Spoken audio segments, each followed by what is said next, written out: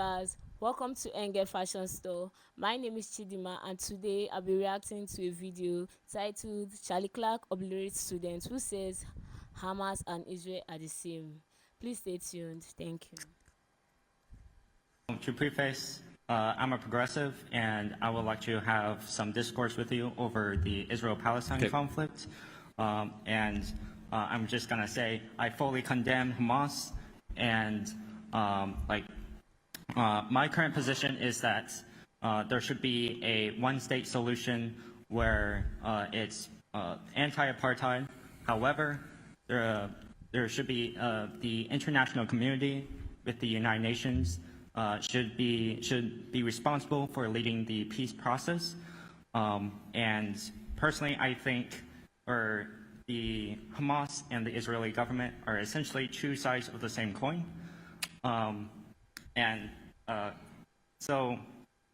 You were doing so well. Sorry. No, it's okay. I'm not good with public speaking. No. I just mean the points. The speaking is fine. Yeah. Okay. Yeah. So I think with the recent conflict, of course, what Hamas did was terrible. However, I think it's very important to understand the context of why they did it. They're very radical, and that radicalization has essentially formed from the Israeli government bullying the Gaza Strip for the past 50 years and obstructing their freedoms. Okay. Let me just ask, so thank you for condemning the attacks. I wish we had every member of Congress that could do that. However, let's just make sure we have our stuff clear. You say the Israeli government and Hamas are the same side of a coin, right? Maybe there's some differences, yes, but okay, yeah. Well, the differences are pretty big. So let me just go through the last 2 weeks, and I want you to just at least acknowledge it or not acknowledge it. Hamas gave no warning before they slaughtered 1,300 women and children. Israel did multiple days of warnings and dropping leaflets before they dropped any bombs on civilian corridors. Is that moral equivalency? Well, I think, of course, I think Hamas is much worse. Okay, good. So they're not the same coin. Got it. So because you said they're similar coins, maybe the penny and the nickel. Oh, okay. All right. Let's go to the next question. Let's go to the next kind of. Well, okay. Element. So I think that. So as I said earlier, I think the international community should get more involved. A while ago, I read the book Palestinian Peace, Not Apartheid by President Jimmy Carter, and the book essentially boils down to three things. The Israel country and its borders should be respected. I agree. Palestinians and Jews should coexist peacefully, and they shouldn't be killed, which is the third thing. I think. So, okay, I got to interrupt. Okay, sorry. No, I'm so sorry. All right, no, it's okay. So let me just add, I want to try to get this along to some sort of clarity, if not agreement. Who's a bigger impediment to peace, Israel or Hamas?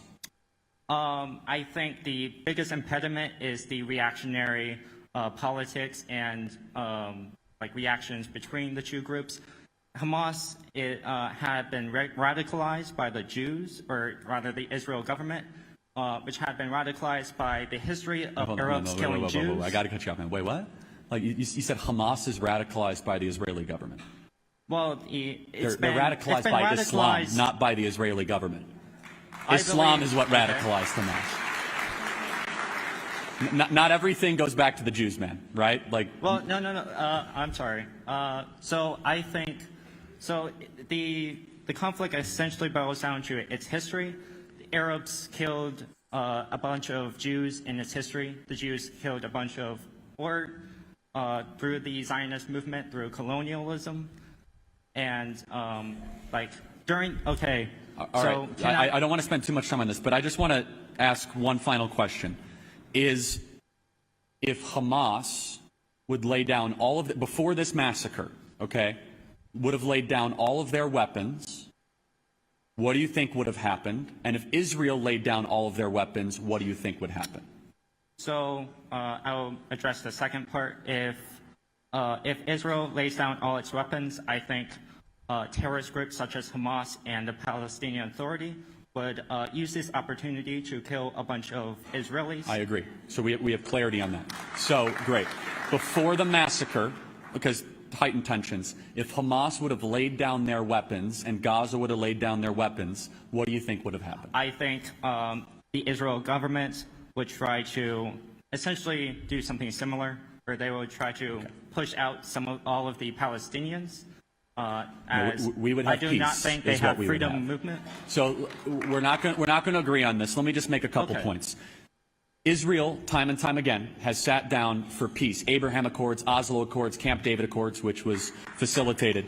At every corner, Israel has given up land, Sinai Peninsula, parts of the West Bank, parts of Judea and Samaria, in the pursuit of peace. And I just encourage you, and you've been intellectually honest, but I want you to think about this, and anyone who might agree with you, that these are not morally equivalent. You have one side that has a democratically elected government that allows pluralism in the Knesset, Arab, Judaism. In Gaza, they are one size fits all. Hamas took over power, was voted into power, and the stated doctrine of Hamas is no morally different than Nazism. It's not an exaggeration. It's not about land. It's not about winning hearts or souls. It's about killing Jews.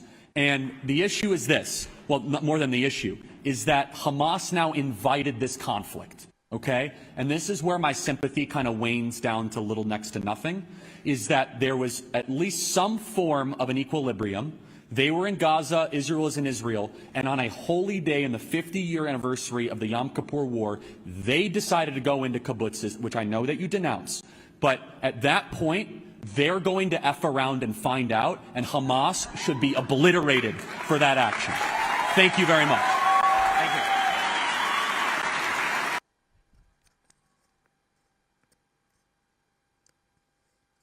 Who is the biggest impediment of peace, Hamas or Israel? Well, Hamas is an Islamist militant movement that has controlled the Gaza Strip for nearly 2 decades. It also violently rejects Israel's existence.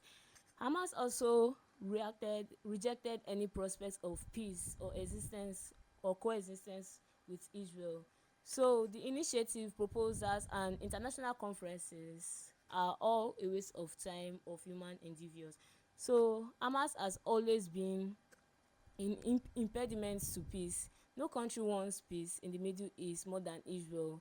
Israel has consistently been reasonable, generous, and has sent gifts to its neighbors because of peace.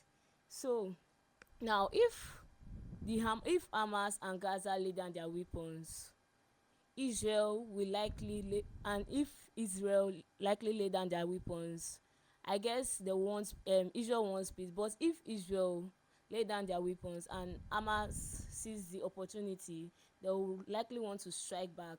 So please, I would like to know your opinion in the comment section. Like, subscribe, and share. Ngal Fashion Store, fashion makes sense. Thank you.